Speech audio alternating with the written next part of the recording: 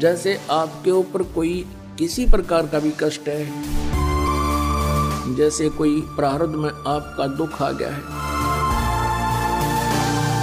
और जिससे आप परेशान हो, आप यहाँ आ गए हो, परमात्मा अपने हिसाब से आपका वो बाधा दूर करेगा। ये वो समर्थ परमात्मा है, आपको एक सेकंड में सब सुख दे सकता है। लेकिन हमारी आदत खराब है कि हम सुखी होते ही भगवान भूल जाते हैं, और जब हमारे ऊपर आपदाएं आती हैं फिर हम भगवान की खोज करते हैं। अरे यहाँ सबको बचाएंगे, जो जो नाम ले रहे थे आप तारे सामने दिखा दूंगा, कितने रक्षा कर रहे परमात्मा, पल पल में कर रहे हैं। ऐसी ऐसी दुर्घटना सुनाते हैं बच्चे, ऐसी ऐसी परिस्थितियों में परमात्मा मदद करते हैं। अब प्रत्येक के साथ कर रहा है, वो पिछले जन्म के थे, अब ताजे और बना दिए हमने, अब इनसे भी साथ होगा भगवान, इनके प्रतिफल भी आपको देना शुरू कर देगा। हम मृत्यु नहीं चाहते, कंपलसरी होगी वह तो बाई फोर्स होगी, लेकिन उस समय भी इच्छा रह जाएगी किसी ना किसी वस्तु में, तो फिर हम दोबारा फिर जन्म होगा। जहां आशा ता बासा होवे और मन कर्म वचन सुमरियो सोए। अब जहां आपकी आशा रह जाएगी वहीं आपकी फिर दोबारा जन्म हो जाएगा। तो यहां परमात्मा हमें क्या बताना चाहते हैं कि जैसे आपके ऊपर कोई किसी प्रकार का भी कष्ट है, जैसे कोई प्रारब्ध में आपका दुख आ गया है और जिससे आप परेशान हो, आप यहां आ गए हो, परमात्मा अपने हिसाब से आपका वो बाधा दूर करेगा। ये वो समर्थ परमात्मा है, आपको एक सेकंड में सब सुख दे सकता है। लेकिन हमारी आदत खराब है कि हम सुखी होते ही भगवान भूल जाते हैं, और जब हमारे ऊपर आपदाएं आती हैं फिर हम भगवान की खोज करते हैं। हमारी आदत बन गई है झाड़े फूंक करवाने की, हम हैबिचुअल हो गए हैं कि किसी पर कोई कष्ट हुआ, किसी ने जाके झाड़ा लगा दिया, बस झाड़ा लाने वाले को दे दिए 100 रुपये जो उसने मांगे, कुछ राहत मिल गई तो अच्छा है, नहीं तो वो अपने खुश हम अपने खुश, बस इतना काम है। लेकिन यहाँ ऐसा नहीं है, यहाँ आपका वो दीर्घ रोग काटा जाएगा जिसके लिए आपको रेगुलर ट्रीटमेंट की आवश्यकता पड़ेगी, और परमात्मा के दरबार में आने से जो इच्छाएं आपकी हैं वो तो सबतः पूर्ण होंगी। जैसे किसान गेहूं बीजता है, अपने आत्माओं आप इस तत्व ज्ञान से परिचित होजिए, इसलिए आपको रह रह कर बुलाया जाता है ताकि आपको इस ज्ञान से पूर्ण रूप से परिचित कराएं और आप फिर परमात्मा में रुचि रखें और विचलित ना हो। इसलिए आप जी को यहां बार बार बुलाया जाता है।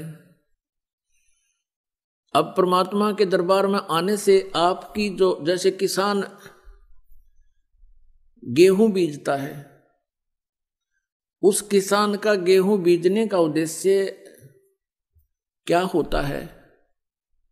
सबसे पहला उद्देश्य तो उसका ये होता है कि मेरा परिवार भूखा ना रहे,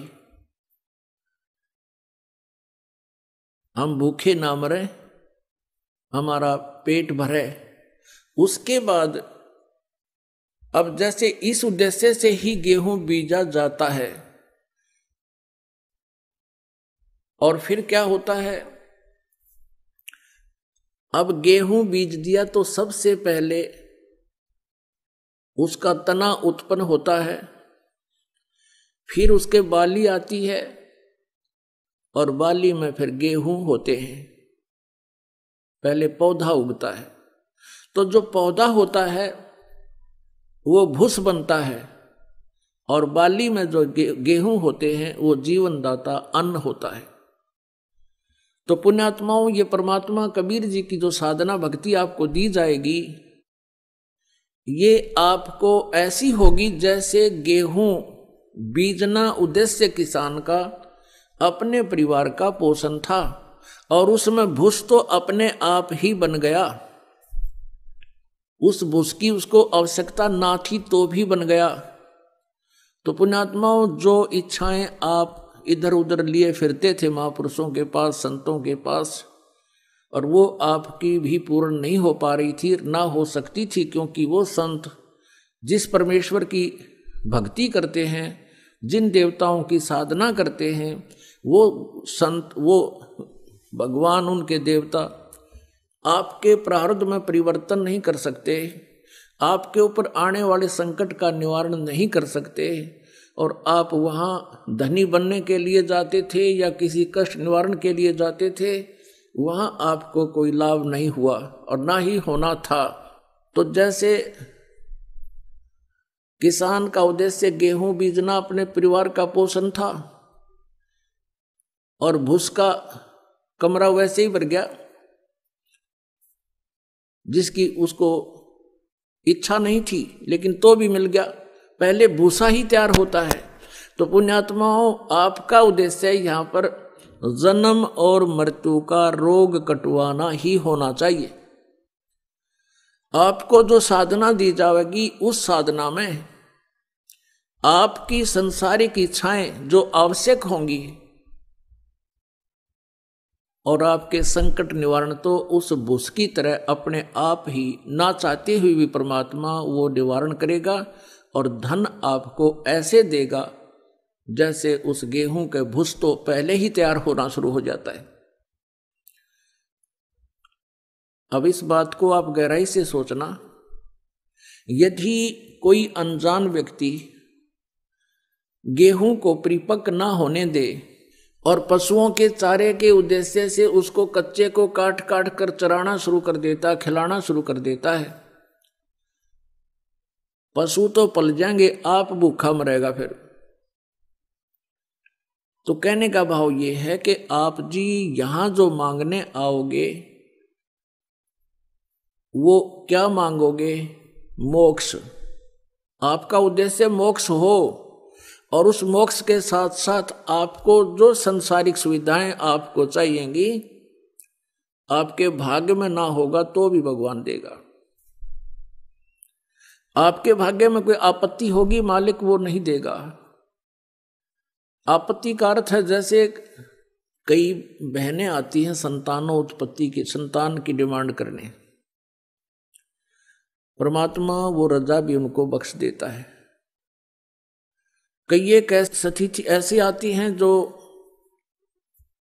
परमात्मा की रजा होती है, लेकिन प्रार्थना करते हैं, आते हैं बहन बेटियां कि ऐसे ऐसे जी हमारा गर्भ गिर गया। हम उनको सांत्वना देते हैं, बेटी भक्ति करो, परमात्मा पर विश्वास रखो, फिर ठीक हो जाएगा। फिर भी वो प्रार्थना करती हैं 6 महीने साल के बाद कि जी दूसरा भी ऐसे ही खराब हो गया। तो उनको ये तत्व ज्ञान ना होने से वो बहुत विचलित हो जाते हैं और भगवान से दूर चले जाते हैं। और मान लीजिए वहां उनको कृपा हो भी जा, कोई संतान उसके ठीक ठाक उत्पन्न होगी और वो संतान उसकी दुश्मन हो जाए आगे चल के। दुश्मन कैसे हो जाते हैं? जैसे एक लड़के का विवाह हुआ, विवाह होने के बाद उस लड़के ने अपनी पत्नी को मारा पीटा दहेज के बारे में, उस लड़की ने आत्महत्या कर ली। वो माँ भी, बाप भी, बेटा भी और बहन भी सारी जेल में। अब यहाँ आप विश्वास रखना इस परमात्मा, क्योंकि हम जीव हैं, भगवान परमात्मा परमात्मा ही होता है। हम जीव संज्ञा से कुछ भी मांगते रहें वो नहीं देगा। जैसे उन बहनों के वो गर्भपात हो रहा था, वो परमात्मा का ऑपरेशन था। यदि कोई ऐसी नालायक संतान आपके भाग्य में थी, उसको निवारण कर रहे थे, भगवान को दोष नहीं होता। वो अपने हिसाब से उनका जीवन संस्कार आपके संस्कार से काट रहे थे, समाप्त कर रहे थे।